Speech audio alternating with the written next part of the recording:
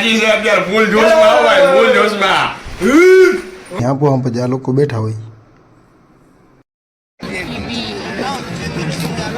इसका प्राइस ये पौधा किस चीज का है? रुद्राक्ष का पौधा है, रुद्राक्ष के पेड़ में होता है। एक मेला ग्राउंड, यहाँ पर ही कार्तिक का मेला लगता है हर साल। और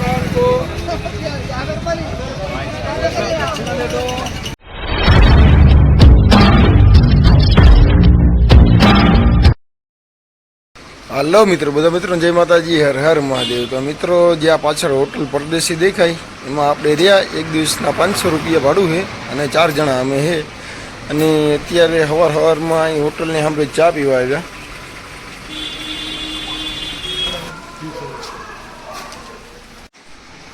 हाँ भाई चा वाला है भाई, हूँ भाव है एक चा नो?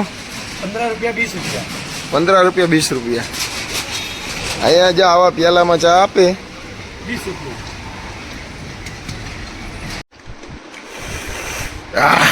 હું ચાનો હાબેડકો લીધો। ગુજરાતીઓ ભાઈ, ચા વગર આપણે નો હાલે। हाँ विवेकभाई ने नाश्तानी मोज गरम गठिया है। क्या गठिया है? हाँ पोरबंदर अपना गुजरात ना तीखा गठिया। टीका गठी। तो मित्रों फाइनली कहेवत है ने कि उज्जैन આવવા માટે પૈસાની નહીં પણ મહાકાલના બોલાવવાની જરૂર હોય। તો જોઈ લો આપણા ગુજરાતી ભાઈઓ ચિલર ગણી રહ્યા છે।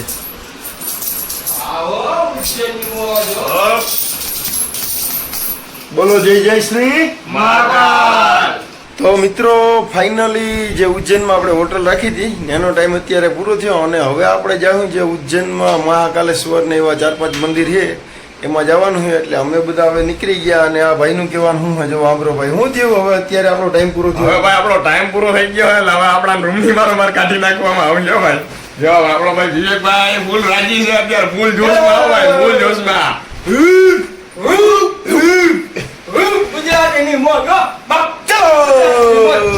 ફાઇનલી અમે નીકળી ગયા છે। જય શ્રી મહાકાલ।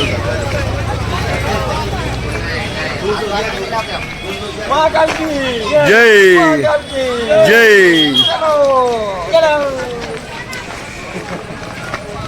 तो मित्रों मंदिर ने यहाँ पे ज आपणे जे झीणी मोटी खरीदी करी माला है, शिवलिंग है, हाथ में पहेरवाना कड़ा है, हंख है, खप्पर है, एवं झीणुं मोटुं ए बधुं मळी जाय। मंदिर ने हांपो हांप ज आ लोको बैठा होय। करो करो देखने का है कैसा? असली रहेगा, घूमेगा, रस्ता बनावटी होता है नहीं होता है भैया, जितना भोलेनाथ का शक्ति होता है।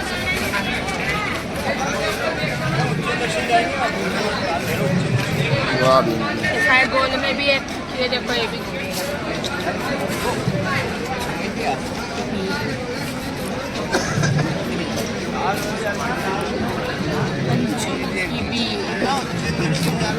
इसका प्राइस क्या?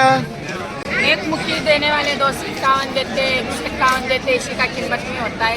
तो ये पौधा किस चीज का है बहन जी? ये पौधा किस चीज का है? रुद्राक्ष का पौधा है, रुद्राक्ष के पेड़ में होता है। जहाँ से खरीदा जाता है नेपाल से आता है रुद्राक्ष, ऑनलाइन मंगाया जाता है। जहाँ से बिकता रहता है, जैसा भाव में आता है वैसे भाव में बेच देते हैं। 51 से लगा के 101 तक 500 तक इसकी कीमत होती है। रुद्राक्ष खरीदते बहनों घर की सुरक्षा के लिए रुद्राक्ष होता है। मित्रों फाइनली આપણે ભાઈ એક વસ્તુની ખરીદી કરી છે। શું હે ભાઈ, આ શું લીધું તે? ભાઈ આ ખપ્પર છે। હા આ ખપ્પર શું ઉપયોગ લાગે એ તો ખબર નહીં, પણ મારા બાપાએ બહુ મને ફોર્સ કરી છે, એના માટે મેં આ ખપ્પર લીધું છે। બરાબર। અત્યારે તો ભાઈ આપણને 5000 રૂપિયા ગઈ છે, પણ આપણે કંઈક ફરી બતાવશું। બરાબર। જય શ્રી મહાકાલ। અત્યારે તો એને બહુ ઓછા આપ્યા છે, પણ આ મળશે જેને ત્યારે આપી દેશે। હવે અમે ઉજ્જૈન મહાકાલના દર્શન કરીને હવે કાલ ભૈરવ બાબાના દર્શન કરવા જઈ રહ્યા છીએ અને આ બધા અમે જવાના છે। એ રિક્ષાવાળા ભૈયા है तो बोलो। तो भाई आ रिक्शावाला भैया व्लॉग करे दिया, जो ये पण बे शब्द के है। तो हम अभी उज्जैन दर्शन की यात्रा के लिए निकल चुके हैं, मोटा भाई और हम। तो सबसे पहले हम नरसिंह घाट से होते हुए सबसे पहले चलेंगे सांदीपनी आश्रम, जहाँ पर जो भगवान श्री कृष्ण है उन्होंने शिक्षा ग्रहण की थी और उनकी वहाँ पे 64 कलाओं का वर्णन है। तो वहाँ पे सबसे पहले चलेंगे अपन नरसिंह घाट से सीधा वहाँ पे। ठीक है, मिलते हैं आपको वहाँ पे। तो मित्रों आनु एवं कहवानुं है कि श्री कृष्ण भगवान ज्यां सांदीपनी में शिक्षा करी थी ने ये जगह आपणे अत्यारे जवाना है। तो मित्रों यहीं पे मेला लगा है, जोई लो, तमे जोई सको। ये कार्तिक मास में लगता है, 1 से 1.5 महीने का पूरा मेला। આખો મહિનો 1 થી 1.5 મહિનાનો હોય અને કાર્તિક મહિનામાં અહીં મેળો ચાલુ થાય. राम घाट पर स्थित है कार्तिक मेला ग्राउंड. यहाँ पर ही कार्तिक का मेला लगता है हर साल और शाम को बहुत प्यारा लगता है. यहाँ पर झूले वगैरह सब चलते हैं, लाइटिंग वगैरह बहुत प्यारा लगता है.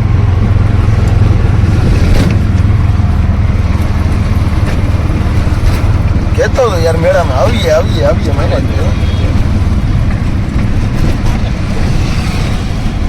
તો ભૈયા હવે આપણે સાંદીપની આશ્રમે આવી ગયા અને આ રિક્ષાવાળા ભાઈનું એવું કેવું છે કે આ સાંદીપની આશ્રમે શ્રી કૃષ્ણ ભગવાને પઢાઈ કરી એટલે કે શ્રી કૃષ્ણ ભગવાન અહીંયા ભણેલું છે. और यहाँ पे हाथी महाराज भी है, ये इधर साइड में. એ ઇધર હાથી ભી હે દેખો તો ફાઇનલી આપણે ઉજ્જૈનમાં સાંદીપની આશ્રમે આવી ગયા અને આ રિક્ષામાં આપણે આખા ઉજ્જૈનમાં ફરવાનું છે. તો બોલો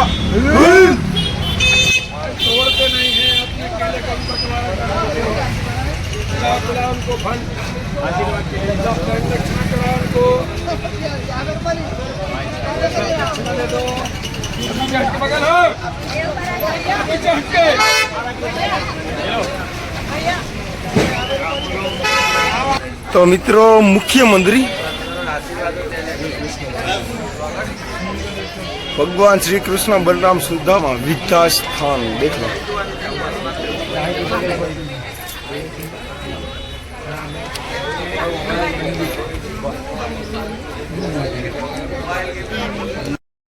તો મિત્રો અમે અત્યારે સાંદીપની આશ્રમે આવી ગયા. અહીં ભગવાન શ્રી કૃષ્ણ બલરામ અને સુદામાજી અહીં ભણેલું છે. જો સ્વર્ગ શ્રી કૃષ્ણ દ્વારા શીખી ગઈ 34 કલાએ.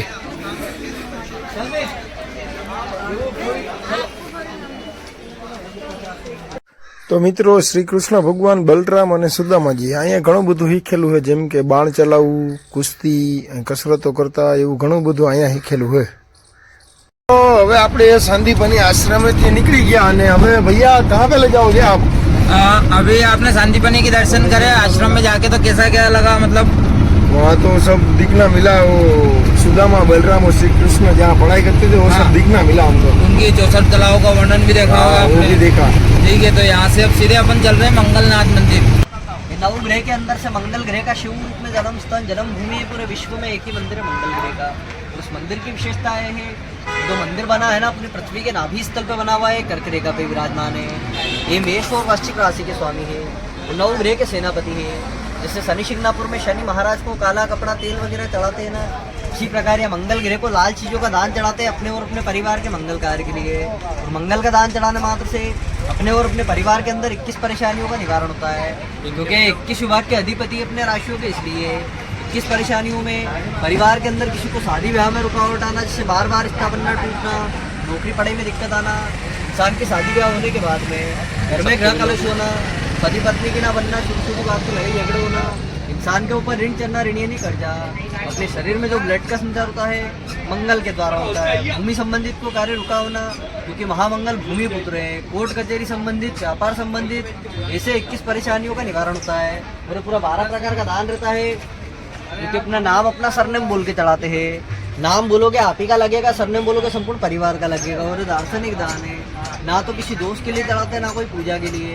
ये इसलिए चढ़ाते हैं अपने ऊपर और अपने परिवार के ऊपर जितनी भी भार पीड़ा बाधा रहती है उसका निवारण होता है. તો મિત્રો આપણે અત્યારે મંગલ ગ્રહનું મંગલ મંદિર ઉજ્જૈનમાં પ્રથમ એક જ મંદિર છે મંગલ ગ્રહનું, ત્યાં આપણે આવી ગયા. મંગલનાથ હાલો આગે बढ़.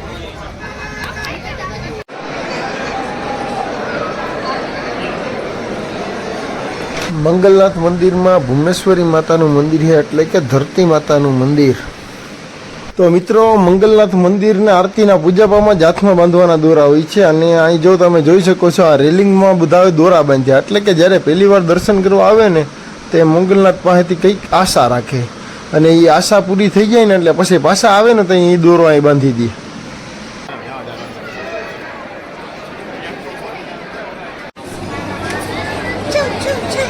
જય મંગલનાથ મહાદેવ. આ મંગલનાથ મહાદેવનું મંદિર હે. હું જો મંગલનાથ મહારાજ કી જય.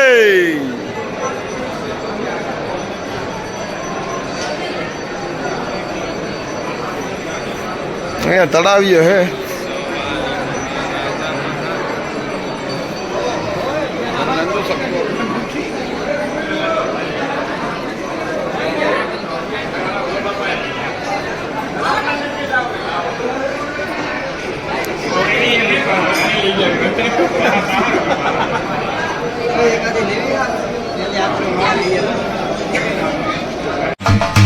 ચાલે એક